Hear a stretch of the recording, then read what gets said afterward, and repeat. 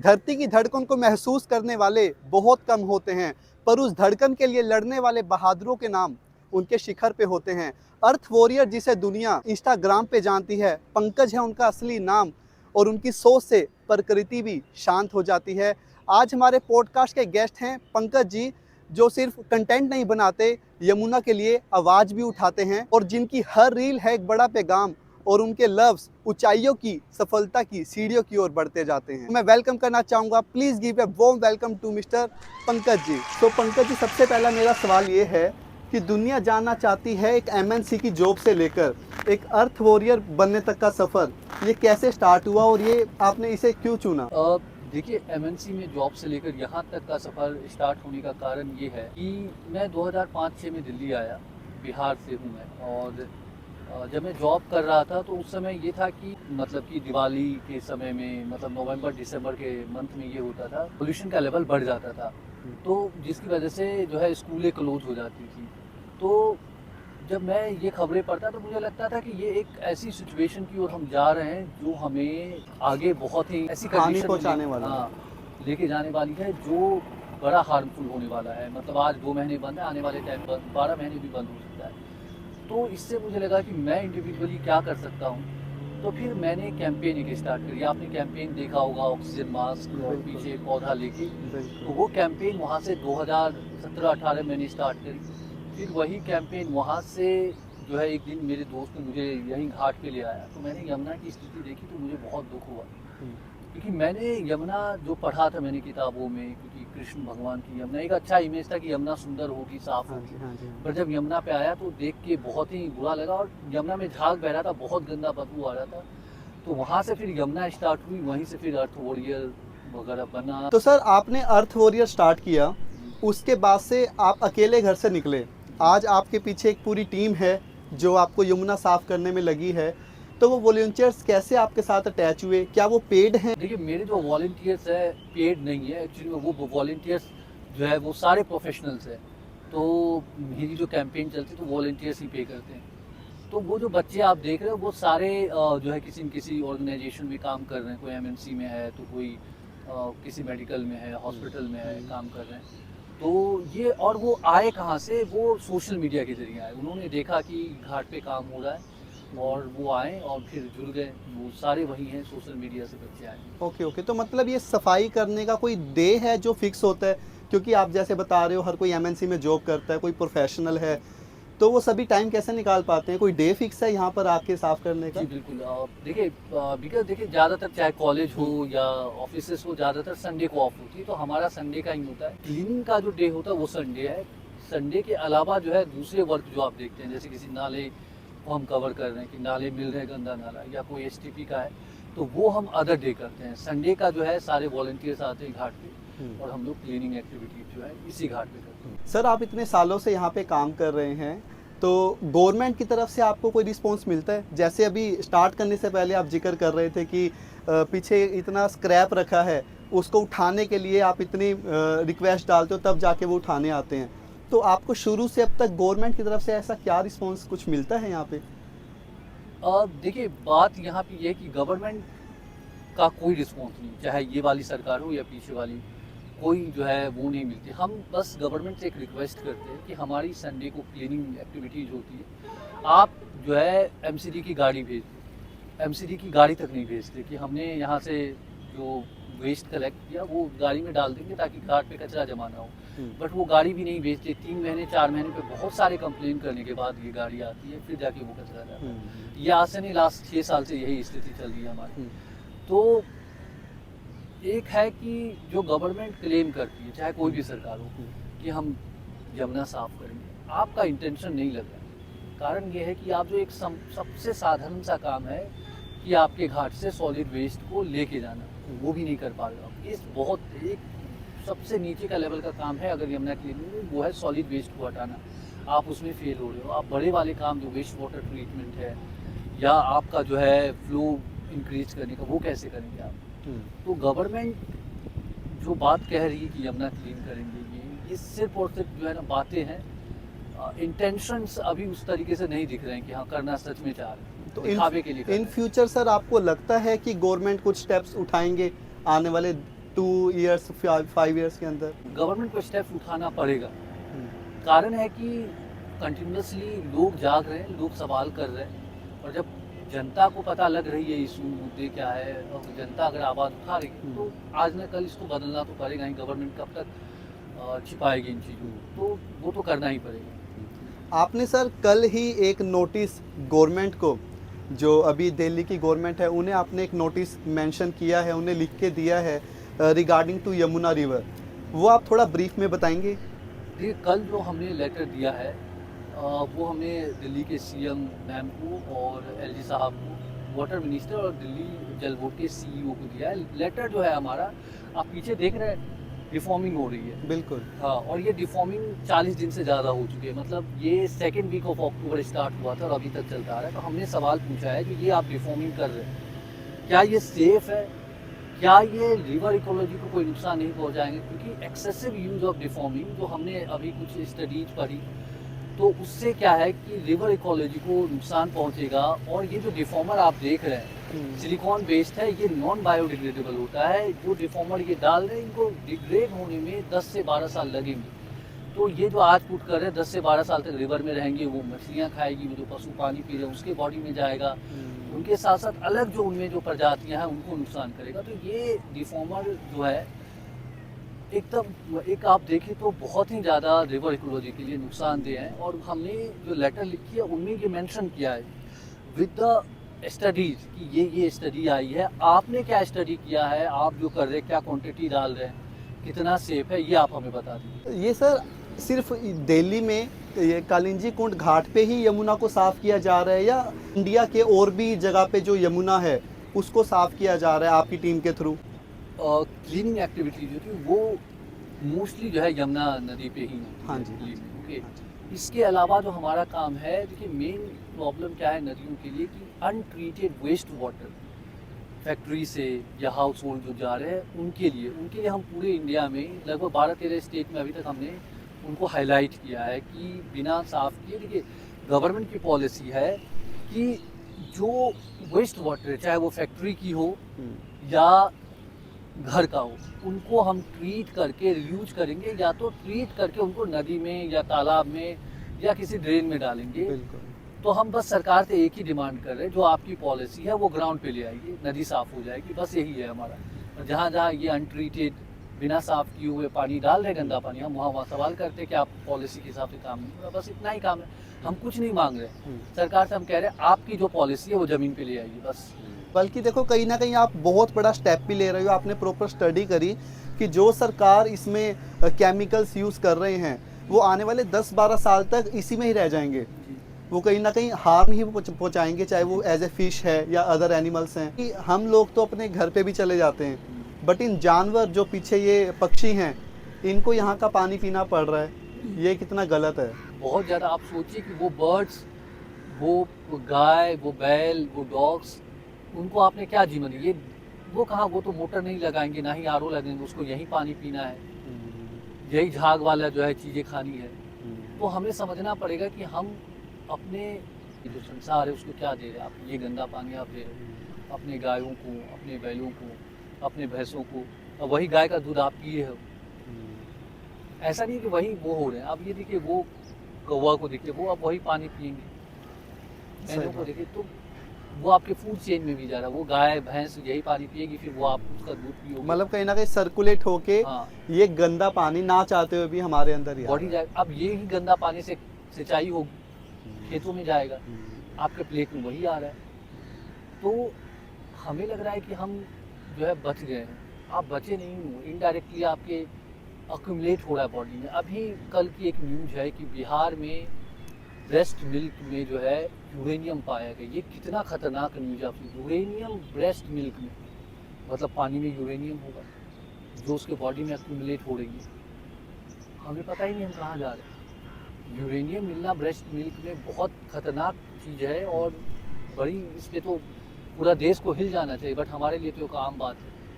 पंजाब में आपके अभी एक बच्चे की मौत हो गई वाटर, क्योंकि कंटामिनेशन की वजह से।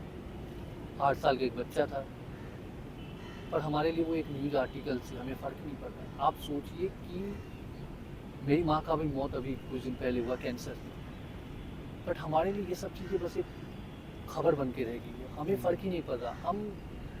हमें अब जो है ना, हमें झिकझोरती नहीं, हमें जो अंदर से ये बेचैन नहीं करती ये चीज़ें। हज़ारों मछलियाँ मई 2025 में यमुना में मरी पाई गई थी।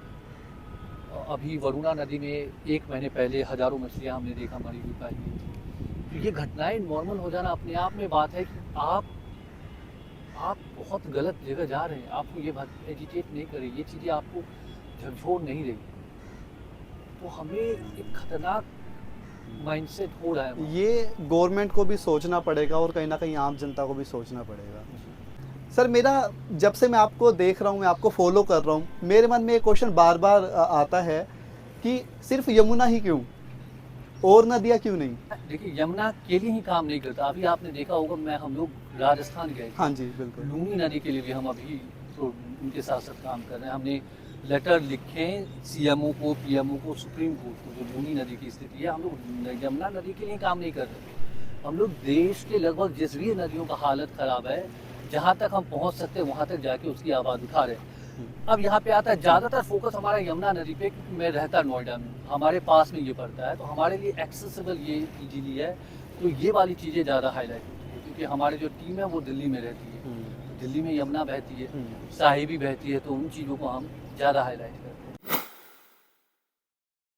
हैं। देखिए, डोनेशंस हम लोग नहीं लेते हैं, बहुत ही रेयरली, बहुत ही कम डोनेशंस लेते हैं। कुछ लोग हैं जो भेज देते, थोड़े बहुत पैसे, काम चल जाते हैं, लेकिन बहुत ज़्यादा पैसे नहीं चाहिए। हमें अगर डोनेशन की ज़रूरत पड़ती है, 3-4 महीने में कभी एक बार QR कोड डालेंगे तो थोड़े बहुत पैसे आ जाते, तो उससे हमारा काम चल जाता है। और पैसे सिर्फ और सिर्फ खर्च होते हैं हमारी ट्रैवलिंग में। हम कहीं बाहर जा रहे हैं, वहाँ पे स्टे करेंगे, वहाँ पे खाना खाएंगे, टीम जा रही है, तो वो भी खर्च होती है। तो उतना मैनेज हो जाता है। ज़रूरत पड़ती है तो देश के लोग इतने वो हैं, वो देते हैं, जितना नहीं मांगते उससे ज़्यादा भेज देते हैं पैसे, तो काम चल जाता है। एक हमें बहुत से बच्चे का आता है कि सर कैसे करें, मतलब कि बहुत टफ है, पैसे कहाँ से लाएंगे। बट बहुत, अगर आप स्टार्ट करोगे सब कुछ हो जाएगा। मतलब आपके पास मैसेज इस तरीके से आते हैं कि कहीं और किसी सिटी में कोई बच्चा स्टार्ट करना चाहता है, ऐसा कुछ करना, यमुना साफ करना, उसको पैसों की दिक्कत लगती है। दूसरे बच्चों को जो है ना, ऐसा लगता है कि कैसे करेंगे। बट आप स्मॉल स्टार्ट करिए, अपने शहर से स्टार्ट करिए, और आप ईमानदारी से काम कीजिए। पैसे वगैरह तो हो जाएंगे, आ जाएंगे, वो इतने डिफ़िकल्ट नहीं है। देश जो है क्या कहते हैं, इतने सारे और भी काम कर रहा है, लोग इतने जगह पे। आप अगर एक सामाजिक काम करेंगे तो समाज में ऐसे बहुत से लोग हैं जो आपकी सपोर्ट करेंगे, चाहे वो फिजिकली हो, फाइनेंशियली हो, वो करेंगे सपोर्ट। तो ऐसे बहुत से लोग हैं जो चाह रहे हैं कि देश का युवा, देश के लोग आगे आए, तो वो सपोर्ट करें। जी, मतलब कहने का भाव ये है कि अगर हम घर से निकलते हैं किसी अच्छी सोच के साथ, तो दुनिया हेल्प करने के लिए बैठी है। बिल्कुल सर, बहुत से अच्छे लोग हैं, बहुत हेल्प करेंगे आप। बस हमारा निकलना जरूरी है, कहीं ना निकलना आपका जरूरी है। आपने भी बताया कि आप यमुना के लिए जो पैसा आता है उसमें आपको इतना ज़्यादा ज़रूरत नहीं पड़ती फाइनेंशियली, बट सभी को पर्सनल लाइफ में कहीं ना कहीं फाइनेंशियल ज़रूरत होती है, तो आप उसके लिए पैसे कैसे अरेंज करते हैं? आपने मुझे बताया कि आप कोई जॉब भी नहीं करते, 2022 में आपने क्विट करी। रोटी खाने के लिए कितना ही पैसे चाहिए, रोटी खाने के लिए जितना पैसे चाहिए उतना हो जाता है। देखिए, हमें पैसे चाहिए, हमें पैसे इसलिए नहीं चाहिए कि मुझे सरवाइव करना है। हमें पैसे इसलिए चाहिए कि हमने जो ख्वाहिशें बना रखी है उसको पूरा करना है। तो ख्वाहिशें नहीं है कुछ, सरवाइव करने के लायक पैसे आ जाते हैं। बट जैसे आप एक MNC में जॉब करते थे, क्योंकि एक MNC में जॉब करना मतलब एक अच्छा पैकेज माना जाता है, उससे लेके यहाँ तक का लाइफस्टाइल बहुत एक डिफरेंट है, बहुत ज़्यादा डिफरेंट है। बट MNC में जॉब करने के बाद इतनी जो है ना, मेंटल पीस नहीं थी जितनी आज है। आज भाग नहीं रहा हूँ, रुक गया हूँ। पहले भाग रहा था, ये कर लें, वो कर लें, ये खरीद लें, वो खरीद लें, पर अब ऐसा हो गया कि जीवन समझ में आ गया है, बस चल शांति में रहे। हाँ, बस। शांति में ही सुखी है। हाँ, मतलब आप शांति एक्चुअली में है क्या? आपके डिमांड का ख़त्म होना ही शांति। आप अशांत इसलिए होते हो कि आपने बहुत सारी चीज़ें डिमांड कर रखी है, ख्वाहिशें पाल रखी है। ये सब चीज़ें जब खत्म होगा तो वो शांति होगा। जो कहते हैं ना स्टेट ऑफ नथिंगनेस, जो वो शून्यता का भाव है तभी आएगा जब आपके अंदर से कंटेंट विचार खत्म होने लगेंगे। जो विचार जो कंडीशनिंग आपके माइंड में, तो वो हट चुका है, अब इतना नहीं है कि समाज जो तो आपको दिखा रहा है, समाज जो बेच रहा है आप उसके पीछे भाग रहे हो। नहीं, फ़ोन भी है इसलिए रखता हूँ ताकि ये चीज़ें शूट कर सकूँ, इसके अलावा और कोई यूज़ नहीं दिखता है। बिल्कुल। तो सर आपके साथ बात करके बहुत अच्छा लग रहा है। मैं एक और बात जानना चाहूँगा कि आपको दिल्ली में ऑक्सीजन मैन नाम से जाना जाता है। ये नाम आपका किसने रखा? आपके माइंड में आया या कहीं मीडिया की तरफ से ये नाम आपको दिया गया? ये मीडिया वालों ने कुछ भी बोलते रहते हैं, ऑक्सीजन मैन बोल दिया, कुछ भी बोल दिया, तो ये मीडिया वालों का क्रिएशन है और कुछ ओके, नहीं। Okay, okay. मतलब आपकी तरफ से ऐसा कुछ वो नहीं नहीं, है? मेरे तरफ से मुझे पता ही नहीं था ऑक्सीजन मैन करे भी कुछ होता है। हुँ, मैं खुद उठा एक दिन देखा तो ऑक्सीजन मैन करके छपा हुआ था, मुझे पता ही नहीं है। हुँ, मुझे भी मीडिया से ही पता लगा मेरा नाम ऑक्सीजन मैन है। हुँ। आपको ऐसा लगता है कि जैसे अभी आप मास्क डालकर और आपने जो 2017 में पीछे अपने एक बकेट लगाकर आप रोड्स पे घूम रहे थे, तो उस टाइम लोग आपको कैसे रिएक्ट करते थे? देखिए मैं बहुत ही ज़्यादा हुँ। फॉर्चुनेट मुझे लगता है ऐसा हूँ। मेरे साथ जो है ना लोग बहुत अच्छे मिले और बहुत अच्छा रिस्पॉन्स होता था। पब्लिक मुझे काफ़ी अप्रिशिएट करती थी और मुझे लोगों को देख के लगता था उसको समझ में आ रहा है कि मैसेज क्या जा रहा है। उस कैंपेन का मकसद हमारा यही था कि वो लोग जो बहुत बिजी, उसको हम इन्वायरमेंट की इम्पोर्टेंस कैसे समझा पाएँ। तो वो एक ऐसा प्रॉप है कि आप पहनेंगे, आपको देख के लोग समझ जाएंगे आप क्या कहना चाहते हो। बिना कुछ बोले वो चलते चलते भी देख लेंगे, उसको समझ में आ जाएगा भाई ऐसा फ्यूचर होगा। एक ही लाइन होता है, इन्वायरमेंट अगर नहीं बचाएंगे तो ऐसा भविष्य होगा। तो लोग समझ जाते थे मैं कहना क्या चाह रहा हूँ। तो वो एक दिमाग पे एक इम्पैक्ट डालता था। अब बहुत रेयरली ऐसा होता था कि कोई आके मजाक उड़ा दे जाए, तो वो वो इग्नोरेबल है। 100 में से 1% तो हर हाँ, जगह ये चीज़ ये होती है। चीज़ें थोड़ी बहुत होती है और वो रहेगी हमेशा से। अगर आप आज ये सब ना कर रहे होते, क्योंकि बचपन में हर एक की ख्वाहिशें होती है, मुझे बड़ा बन के ये करना है, मुझे बड़ा बन के डेंटिस्ट बनना है, पायलट बनना है। अगर आप आज ये सब ना कर रहे होते तो आप और किस फील्ड में होते? तो देखिए जब मैं 9th-10th में स्टडी करता था तो मेरी जो ग्रुप है उनमें हमारी डिस्कशन थी। मेरा मकसद था कि जो बेसिक एजुकेशन है हमारे देश की, मैं उसको सही करने का मेरे अंदर थॉट था कि बचपन से ही कि मैं अगर सिविल सर्विस में जाता हूँ तो जो हमारा जो बेसिक एजुकेशन है, जो प्राइमरी लेवल की, उनके अंदर काम करने की ज़रूरत है। क्योंकि जो एजुकेशन सिस्टम है उनमें क्या है कि गवर्नमेंट स्कूल के बच्चे और प्राइवेट स्कूल के बच्चे की स्किल्स में जो है बहुत डिफरेंस होता है। तो वो जो डिफरेंसेस है उनको मैं ब्रिज करने का काम करता है कि आप हो सकता है कि प्राइवेट स्कूल में पढ़ रहे हैं, आप एसी लगा दो, वो दे दो, बट जो कंटेंट अंडरस्टैंडिंग है, जो स्किल्स है, उनमें डिफरेंसेस नहीं होने चाहिए। तो मेरा फोकस ये था कि मैं ये करूँ। वैसे कहा भी जाता है कि इंसान ने अगर समाज के लिए ना जिया तो क्या जिया। मतलब हम इस दुनिया में आए हैं, अगर हम खुद के लिए ही कमाकर खुद के लिए ही मर जाएं, मतलब पैसा कमाया खा पी के खुद चले गए इस दुनिया से, वो जीना नहीं होता। देखिए समाज के लिए जीना भी नहीं कहना चाहिए। देखिए समाज है क्या, मैं ही तो समाज हूँ, आप ही तो समाज है। बिल्कुल। हम जी अपने लिए रहे हैं, ये समाज बेहतर बनेगा तो ये हमारे लिए बेहतर है। समाज बुरा होगा तो आपके लिए बुरा है। समाज में आने वाले जो है हमारे घर के भी बच्चे, आपके भी घर के बच्चे होंगे, तो हम जी अपने लिए ही रहें। और ये समाज, मैं ही समाज हूँ, मेरी ही जो थॉट है वही ये समाज है।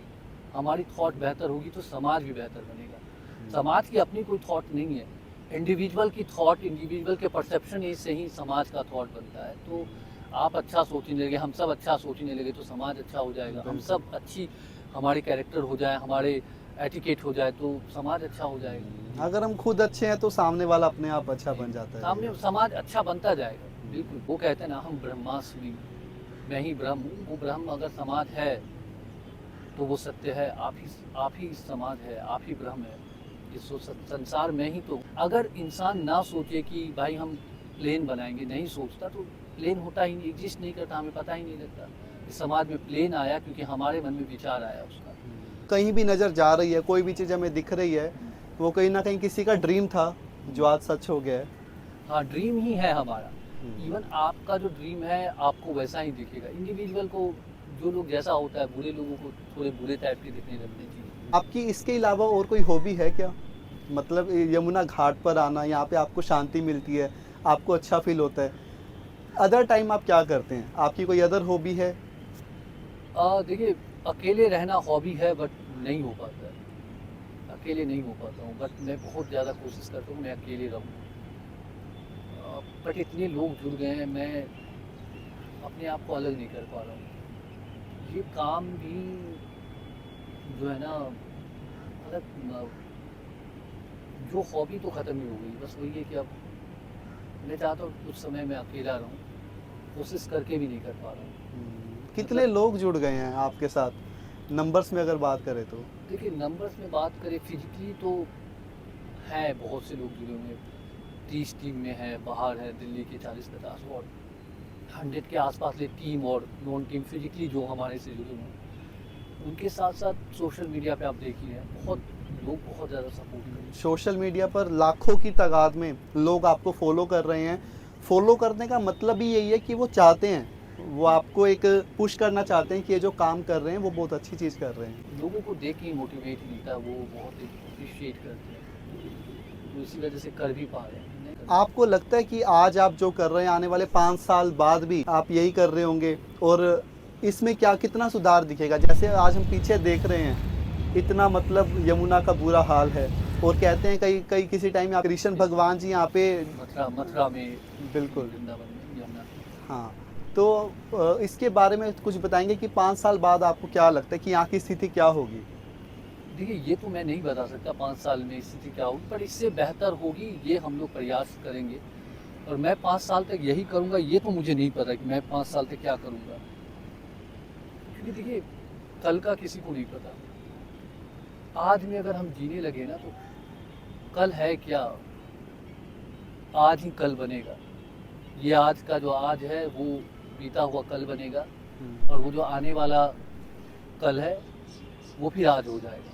तो वही है, कुछ नहीं है, कल और आज ये सब आप हैं अभी, हम ये हाँ, यही ये यही मूवमेंट सत्य है है बस, और कुछ नहीं। अभी ये मूवमेंट चल रहा है, हाँ, कुछ समय बाद ये बीत हाँ, जाएगा, हाँ, ये पास्ट हो जाएगा।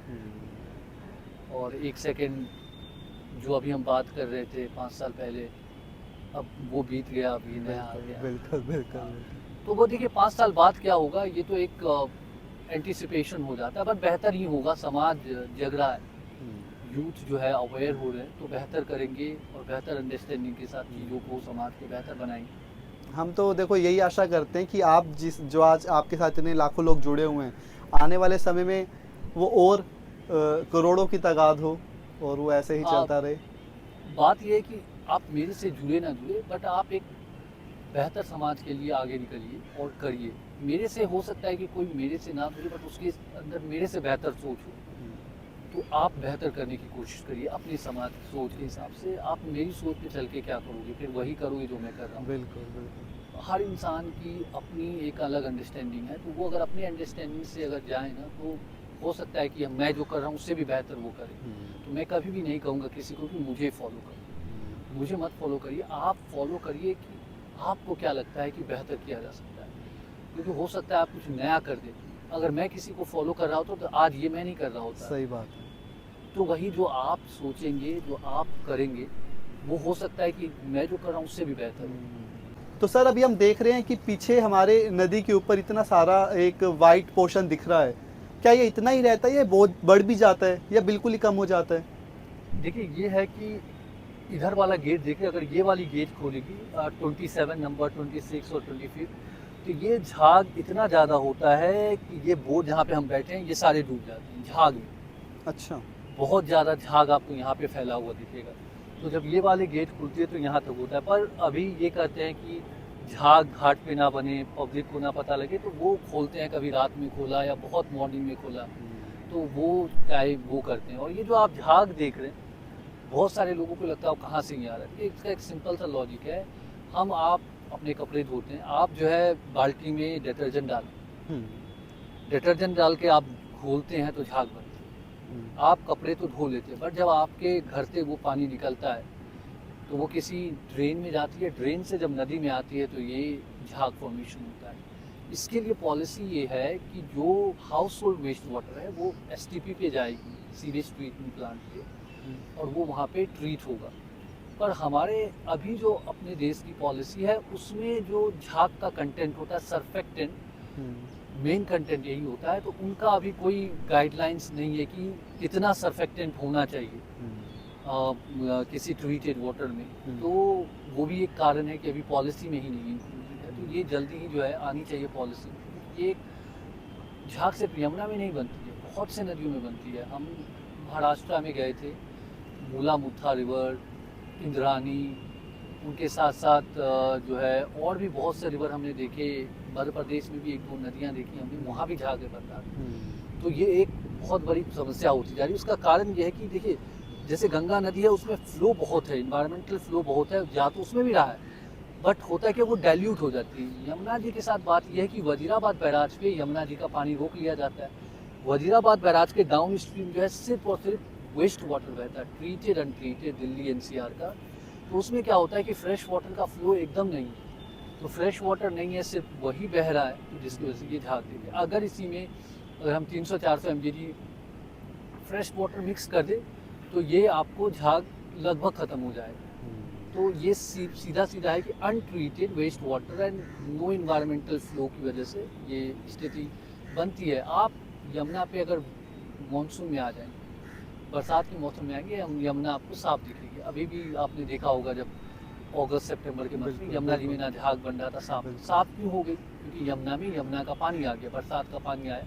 बट नॉन मानसून सीजन में जो है ऊपर से हथनीकुंड बैराज से फ्लो ही नहीं आती, तो क्या होता है कि वहाँ पे रोक लिया जाता है दिल्ली के इस्तेमाल के लिए, बाकी इधर यही नाले बहते हैं, जिसकी वजह से ये स्थिति आप देखो, भारत का इतनी बड़ी नदियों में से एक नाम यमुना का है, तो इसको इतना स्वच्छ रखना चाहिए। बट गवर्नमेंट की कुछ गलतियों के कारण, कि थोड़ा सा पानी ना देने के कारण इसकी ये आज हालात हुए हुए हैं। और पब्लिक को भी समझना पड़ेगा कि जो वाटर कंजम्पशन है, आप जितना वाटर कंज्यूम करोगे उतना ही ज़्यादा पोल्यूशन जो है नदी में जाएगा।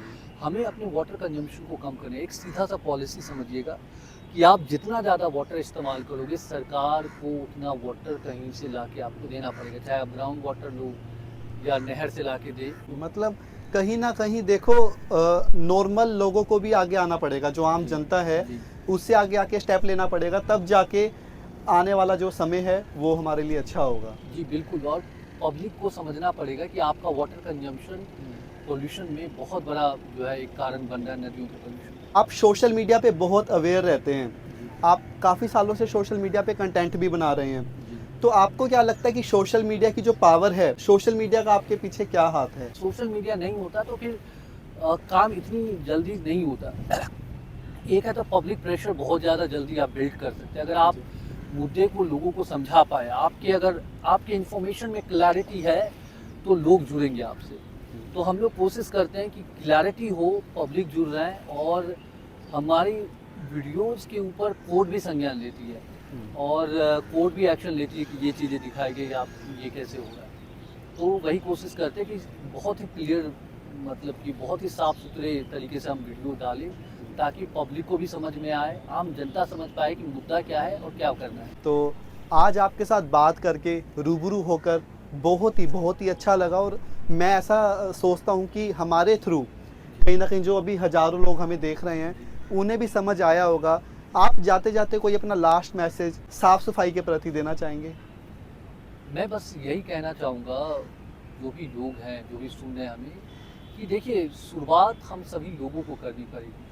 आप कुछ नहीं कर सकते, तो बस इतना करें कि अगर वाटर पोल्यूशन की बात है तो अपने जो वाटर कंजम्पशन है उसको आप कम कर दें। आप जितना आपका वाटर कंजम्पशन कम होगा, कि देखिए जितना पीना है वो तो पिएंगे आप, 3 लीटर 4 लीटर जो पी रहे, बट उसके अलावा जो है नहाने में या वॉशरूम में वगैरह, इसलिए देखें कि आप कम करें। कपड़े धोने में एक होता है कि हमें एक ऐसा माइंडसेट बन गया कि हम डेली नहा रहे हैं, डेली साबुन लगा रहे हैं, क्या ज़रूरत है? आप अपने शरीर में केमिकल लगा रहे हो, वही साबुन डिटर्जेंट जो है यहाँ पे आके ये पोल्यूशन क्रिएट करता है। सप्ताह में 1 दिन लगा लीजिए, 2 दिन लगा लीजिए, जरूरी नहीं है कि हर दिन हम साबुन लगाएं, शैम्पू लगाएं, वो तो आपके बॉडी को भी नुकसान कर रहा है, इन्वायरमेंट को भी नुकसान कर रहा है। तो इन चीज़ों से बचे।